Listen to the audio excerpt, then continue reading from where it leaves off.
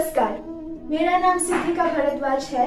मैं इस पूरी कहानी की कथावाचक हूँ। आज हम एक ऐसी कहानी सुनने वाले हैं, या फिर आप कह सकते हैं देखने वाले हैं, जो एक कहानी तो है पर उसकी नीति शिक्षा में जीवन मूल्य है। हम हमेशा कहते हैं कि प्रकृति बहुत दयालु होती है, वो मनुष्य के मन को शांति पहुँचाती है। प्रकृति मनुष्य के जीवन का बहुत ही महत्वपूर्ण भाग होती है और वो उनके मन का भाव होती है। प्रकृति ने हमेशा हमें प्यार किया है, पर हमने उसे सिर्फ कष्ट पहुंचाया है। कष्ट मनुष्य के उत्तम चरित्र को निखारता है, परंतु प्रकृति तो पहले से ही इतनी शुद्ध होती है। प्रकृति जीवन का वो भाग है जिसे ना ही छोड़ा जा सकता है, ना ही इनकार किया जा सकता है।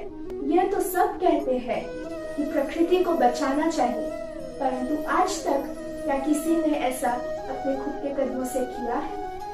नहीं। इसी बात को समझाने के लिए एक कथा सुनते हैं, जिसमें भगवान खुद मानव लोक आकर यह संदेश हम तक पहुंचाते हैं।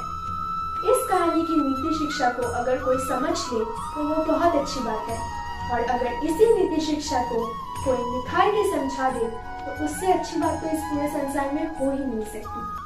यह कथा कैलाश पर्वत पर आरंभ हुई थी, जहाँ महादेव और माता पार्वती खुद निवास करते हैं। धन्यवाद।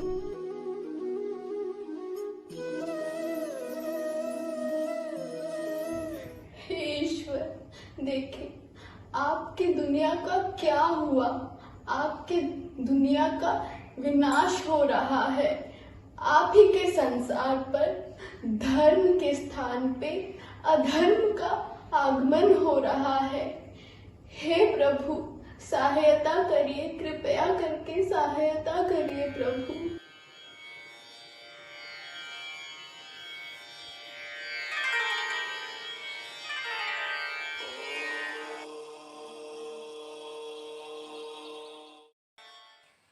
हे महादेव, ये कैसा स्वर है?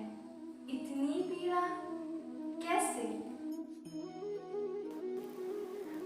गौरी, यह स्वर पृथ्वी लोक से आया है। परंतु प्रभु, मानव ने तो चंद्रलोक पर भी विजय प्राप्त कर ली है, तथा वो अन्य ग्रहों पर भी चढ़ाया कर रहा है। विजय की ध्वनि के बीच ये दुख की ध्वनि कैसी? ऐसा ना हो कि किसी दिन वे अपनी सेना लेकर देवलोक पर ही आक्रमण करें। ऐसी भी तनाव ले रही है। मनुष्य कभी अपना अधिपत्य देवलोक पर नहीं ले सकते। मनुष्य को तो मैंने पूरे विश्व का अधिपत्य सौंप दिया है। वो सभी जीवों में श्रेष्ठ है। भगवान, फिर ये शोर क्यों? आप अपने भक्तों की शुद्धि क्यों नहीं लेते? उन्हें दुख में क्यों जीने दे रहे हैं? देवी, अगर यही इच्छा है तो हम मनुष्य लोग जरूर जाएंगे। देवी, क्या आप हमारे साथ जाएंगी? हम अवश्य ही मानव लोक चलेंगे, परंतु हमें मानव के रूप में जाना होगा। आज आपको और सारी संसार को एक महत्वपूर्ण सीख प्रदान होगी। आप अपनी पहेलियां खुद ही सुलझाएं, परंतु हमारे पास एक सुझाव है कि हम नारद मुनि को अपने साथ विश्व भ्रमण में जाने की विनती करें। कोई है? आज्ञा महाराज। नंदीगण, क्या आप हमारी एक विनती नारद मुनि के तक पहुंचा सकते हैं? हम और पार्वती विश्व भ्रमण की इच्छा रखते हैं, तो क्या वो हमारे साथ विश्व यात्रा पर चलेंगे? जो आज्ञा प्रभु। नारायण नारायण, हमें ऐसा क्यों प्रतीत हो रहा है कि कहीं पर हमारा आवाहन हो रहा है? नंदीगण प्रकट होते हैं और नारद मुनि को महादेव और महादेवी की इच्छा बताते हैं। प्रभु और देवी से कहिए कि हम उनके साथ विश्व यात्रा पर चलने के लिए तैयार हैं। बहुत मजा आने वाला है इस विश्व यात्रा पर। नारायण नारायण। जो आज्ञा मुनिवर। इसी के साथ नारद मुनि महादेव और माता पार्वती के सामने प्रकट होते हैं और तीनों मनुष्य रूप में विश्व यात्रा पर निकलते हैं। भगवान, हमने ऋषि मुनियों को वन महिमा गाते सुना है तथा उनकी तपस्या और यज्ञ यही सफल हुई है। यह क्या, आज इस वन की दशा बड़ी खराब दिखाई दे रही है। इस वन में तो पेड़ों की संख्या इतनी कम है और शांति का वातावरण तो है ही नहीं। हाँ प्रभु, आपने सत्य वचन कहा है। बहुत समय पहले यहाँ हर जगह पेड़ हुआ करते थे, परंतु जब से मनुष्य ने पेड़ काटना शुरू किया है तब से लेकर आज तक उन्होंने इतने पेड़ काटे हैं कि आज वनों का सर्वनाश हो रहा है। बचाओ बचाओ, हे भगवान मुझे बचाओ, कृपया करके बचाओ। ना जाने मैंने क्या गलती कर दी जो कि मुझे आज यह दिन देखना पड़ रहा है। नारद जी, दुखी मानव को बुलाइए और पूछिए कि उसे किस बात का इतना दुख है। जो आज्ञा प्रभु। नारायण नारायण। नारद जी एक लक्कड़हारे को साथ लेकर आते हैं। मानव, तुम्हें ऐसा क्या दुख है? तुम इतने भयभीत क्यों हो? और ऐसा क्या संकट आ पड़ा है तुम्हारे ऊपर कि तुम इतने बड़े चिल्ला रहे हो? मुनि जी, मैं आपसे क्या बताऊं? वनराज हमें कई दिनों से दुखी करके रखा है। वनराज? यह तुम क्या बोल रहे हो मानव? आज वन छोड़कर गांव की ओर आ जाते हैं और मनुष्य और पालतू जानवरों को भी खा जाते हैं। और तुम्हारे दुख के कारण और कोई वजह है? हमें लकड़ी का अभाव है और दिनों दिन लकड़ी का आवश्यकता भी बढ़ गया है और हमने इस वन को काट काट के इसका दुर्दशा बना दी है।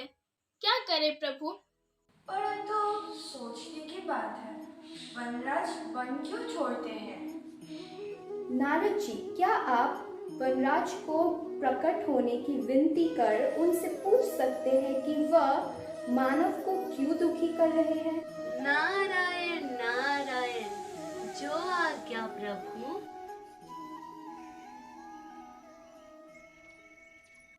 हे वनों के राजा, प्रकट हुए। हे मुनिवर, आप हमारे वन में क्या कर रहे हैं? क्या आपके इस वन में आने की और कोई वजह?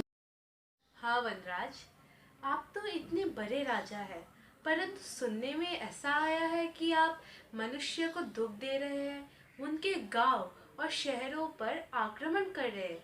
नारायण नारायण। हाँ, हम गांव और शहरों पर आक्रमण कर रहे हैं, परंतु आप हमारी भी बात सुनिए। अब आप ही न्याय करें। मैं सभी वन्य प्राणियों की सभा बुलाता हूँ। आप उनकी बात भी सुनिए और न्याय करें। लोमड़ी रानी, ओ लोमड़ी रानी, बाहर आओ। जी महाराज, मैं आ रही हूँ। आज हमारे वन में नारद मुनि पधारे हैं।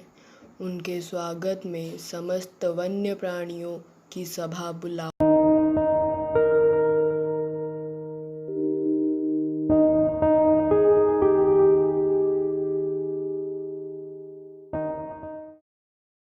मेरे प्रिय प्रजाजनों, आज हमारे वन में नारद मुनि पधारे हैं। सब प्राणी इन्हें प्रणाम करें। नारद जी मानव की शिकायत लेकर हमारे वन आए हैं। मैं आपसे विनती करता हूँ कि आप भी अपनी अपनी शिकायत नारद मुनि को सुनाएं और उसका समाधान करें। हे वन्य प्राणियों, तुम्हें मानव से क्या कष्ट है? हे वनराज, हे नारद मुनि, हमारे घर तो वन में ही थे। हम सभी मिलजुल कर भाई बहन रहते थे, परंतु मनुष्य की लालसा ने तो सारे वन नष्ट कर दिए। अब आप ही बताइए कि हम अब गांव पर अगर आक्रमण नहीं करेंगे तो क्या करें? हम जीवन कैसे गुजारेंगे? मेरी भी बात सुनिए महाराज और नारद मुनि, मुझे भी कुछ कहना है। मैं तो यह बात कहना चाहता, परंतु कोई ना पूछने के कारण ना बता सका। हाँ बंदर मामा, सुनाओ। जब पेड़ ही ना रहेंगे तो हमारा क्या होगा? हमें तो भोजन पेड़ से ही मिलता है। और जब हम शहर की ओर जाते हैं और लोगों के घरों की छतों पर कूदते हैं, तो हमें भगाने के लिए लोग पत्थरों की बारिश कर देते हैं।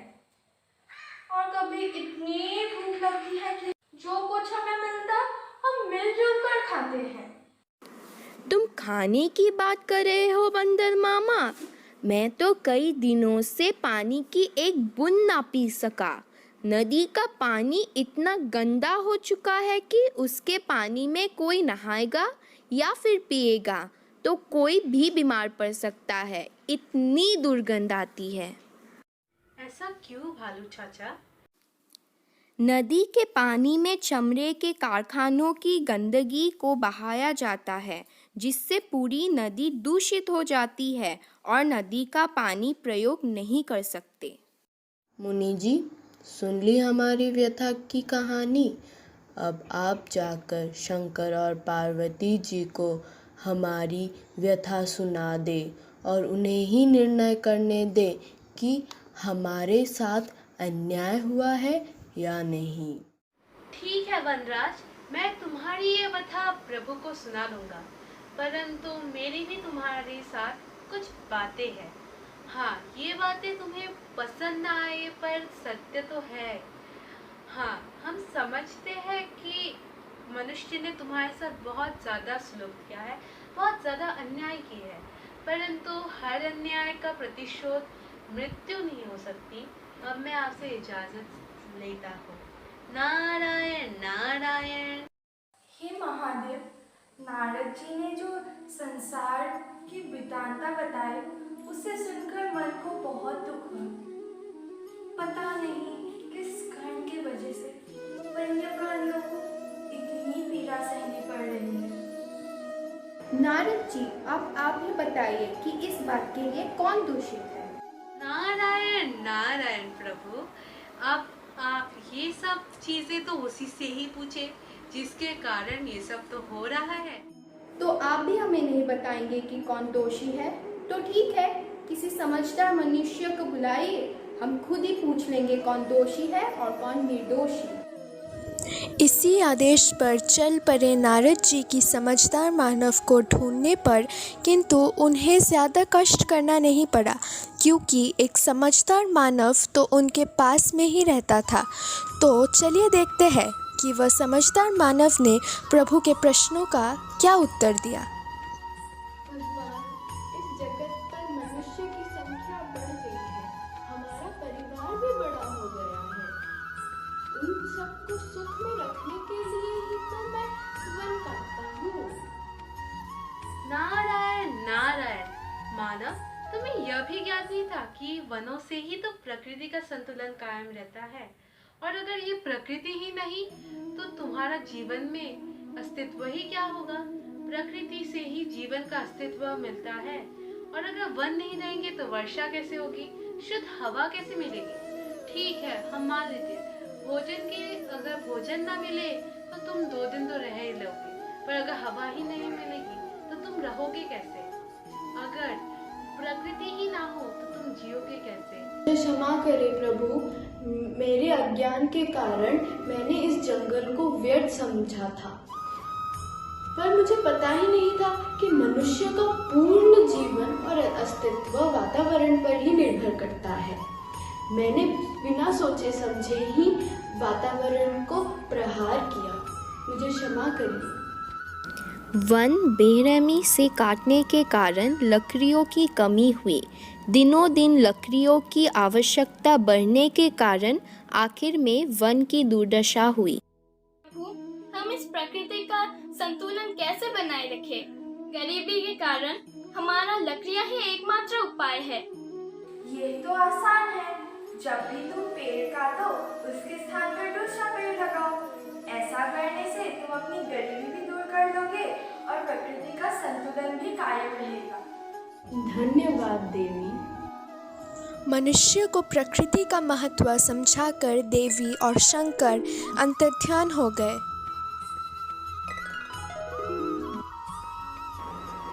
तो देखा ना गौरी कि कैसे मनुष्य अपनी करनी और कर्मों के जाल में फंस जाते हैं।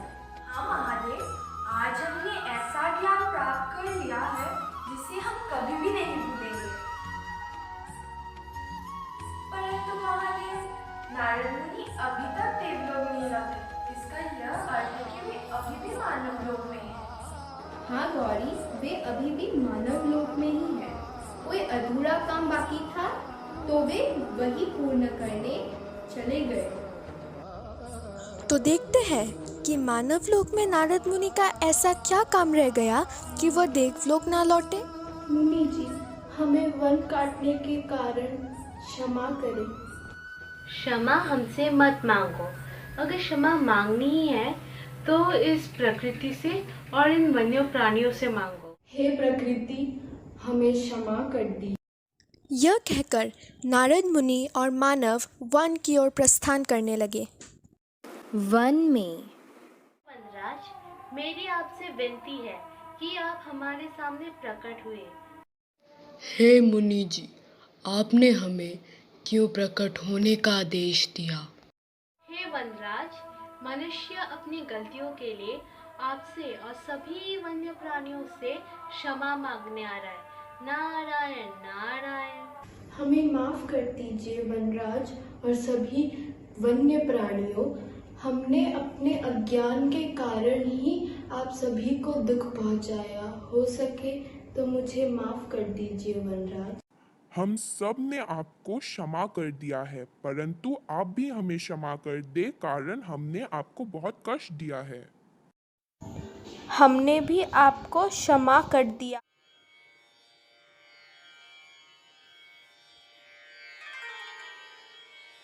तो देख लिया गौरी, कैसे प्रकृति हमारे जीवन को बांध के रखती है।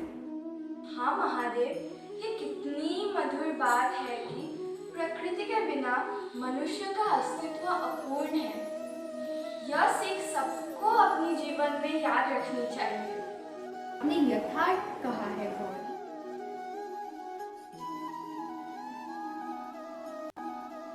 इस कहानी से हमें ये सबसे बड़ी नीति शिक्षा मिलती है कि हमें प्रकृति को बचाना चाहिए। अगर हम पेड़ों को काटते ही जाएंगे तो ऑक्सीजन की कमी हो जाएगी, परंतु ऑक्सीजन जीव जंतुओं के लिए बहुत आवश्यक है। और अगर हम और पेड़ काटेंगे तो हम बहुत सारे पशु पक्षियों का घर भी नष्ट कर देंगे। प्रकृति जीवन का वह रंग और आनंद है जो पूरे संसार को रंगीन कर देता है। और इस कहानी से हमें यह सबसे बड़ी नीति शिक्षा मिलती है कि जो प्रकृति का तिरस्कार करता है उसका अंत निश्चय है, और जो प्रकृति में समा जाता है उसके पास सुख ही सुख है। इसीलिए पेड़ लगाओ, पेड़ बचाओ। धन्यवाद।